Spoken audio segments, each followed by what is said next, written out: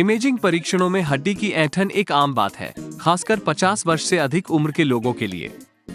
कई रोगियों को बताया जाता है कि उनकी पीठ या गर्दन में हड्डी की ऐंठन है, जिसका अर्थ यह है कि हड्डी की ऐंठन ही उनके पीठ दर्द का कारण है।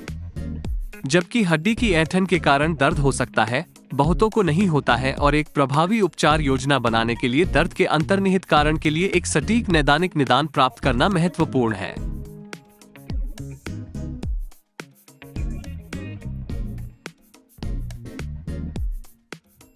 हड्डी की ऐंठन आमतौर पर 3 तरीकों में से एक में पीठ दर्द का कारण बनती है। जोड़ों की सूजन।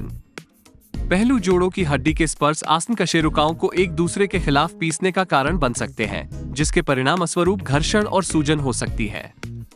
सूजन से दर्द, कठोरता और अन्य लक्षण हो सकते हैं। तंत्रिका जड़ का संपीड़न। हड्डी के स्पर्श के विकास से तंत्रिका फोरामिना का संकुचन हो सकता है, जहां तंत्रिका जड़ें रीढ़ की हड्डी के स्तंभ से बाहर निकलती हैं। कम जगह होने से तंत्रिका जड़ें संकुचित हो सकती हैं। तंत्रिका जड़ के संपीड़न से पैरास्टेसिया या झुनझुनी हो सकता है यदि वे संकुचित हो जाते हैं। यदि तंत्रिका जड़ में सूजन हो जाए तो दर्द हो सकता है। रीढ़ की हड्डी का संपीड़न। हड्डी के स्पर्श रीढ़ की हड्डी की नहर में बढ़ सकते हैं, जहां रीढ़ की हड्डी यात्रा करती है, जिससे रीढ़ की हड्डी के लिए कम जगह बचती है। रीढ़ की हड्डी के संपीड़न से कमजोरी, ताकत में कमी, दर्द और अन्य लक्षण हो सकते हैं। जब हड्डी के स्पर्श के कारण रीढ़ की हड्डी में जगह संकीर्ण हो जाती है, तो इसे स्टेनोसिस कहा जाता है। जो लोग हड्डी के स्पर्श के कारण संकुचित तंत्रिका जड़ या स्पाइनल स्टेनोसिस का अनुभव करते हैं, वे आमतौर पर 60 और 70 के दशक में होते हैं। हालांकि यह कम आम है, लेकिन हड्डी के स्पर्श के कारण सीधे मांसपेशियों और टेंडन में जलन होना भी संभव है। शब्द बोन स्पर थोड़ा मिथ्या नाम है।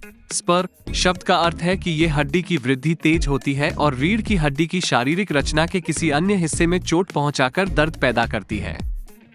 अपने नाम के विपरीत, हड्डी के स्पर्श आमतौर पर गोल और चिकने होते हैं।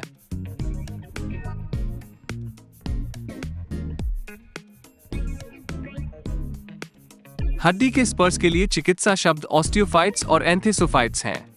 ऑस्टियोफाइट्स और एंथेसोफाइट्स दोनों एक हड्डी पर प्रक्षेपण हैं जहां अतिरिक्त हड्डी ऊतक बढ़ गया है, आमतौर पर चल रही गठिया प्रक्रिया की प्रतिक्रिया के रूप में।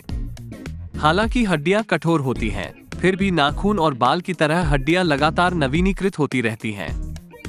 जोड़ में बलों के असंतुलन को सामान्य करने की कोशिश करने के तरीके के रूप में हड्डी अतिरिक्त ऊतक का उत्पादन करती है। ऑस्टियोफाइट्स और एंथेसोफाइट्स दोनों को तनाव के प्रति हड्डी की प्रतिक्रिया माना जाता है। ऑस्टियोफाइट्स आमतौर पर अत्यधिक घर्षण का परिणाम होते हैं। रीढ़ की हड्डी में ऑस्टियोफाइट्स अक्सर पाए जाते हैं जहां कशेरुका की हड्डियां मिलकर पहलू जोड़ बनाती हैं। एंथेसोफाइट्स हड्डी के स्पर्श होते हैं जो वहां विकसित होते हैं जहां स्नायु बंधन और टेंडन हड्डी से जुड़ते हैं, एक बिंदु जिसे एंथेसिस कहा जाता है। किसी दीर्घकालिक तनाव, चोट या बीमारी के कारण स्नायु बंधन या कंडक क्षतिग्रस्त हो जाता है और उसमें सूजन आ जाती है। यदि लगाव बिंदु पर सूजन होती है तो हड्डी का उभार विकसित हो सकता है। ऑस्टियोफाइट्स और एंथेसोफाइट्स एक दूसरे से जुड़े हुए हैं, जिसका अर्थ है कि ऑस्टियोफाइट्स वाले लोगों में भी एंथेसोफाइट्स होने की संभावना है।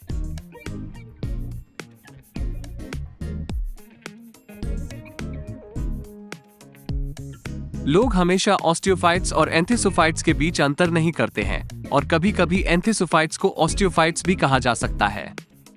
यहाँ तक कि विस्तृत चिकित्सा इमेजिंग को देखते समय भी डॉक्टर के लिए ऑस्टियोफाइट और एंथेसोफाइट के बीच अंतर बताना मुश्किल हो सकता है। ये ठीक है, क्योंकि दोनों प्रकार के हड्डी के स्पर के लिए उपचार एक ही तरह से शुरू होते हैं और इलाज करने वाले चिकित्सक द्वारा हड्डी के स्पर के स्थान और उनके कारण होने वाले तंत्रिका संपीड़न की मात्रा के आधार पर व्यक्तिकृत किया जाएगा।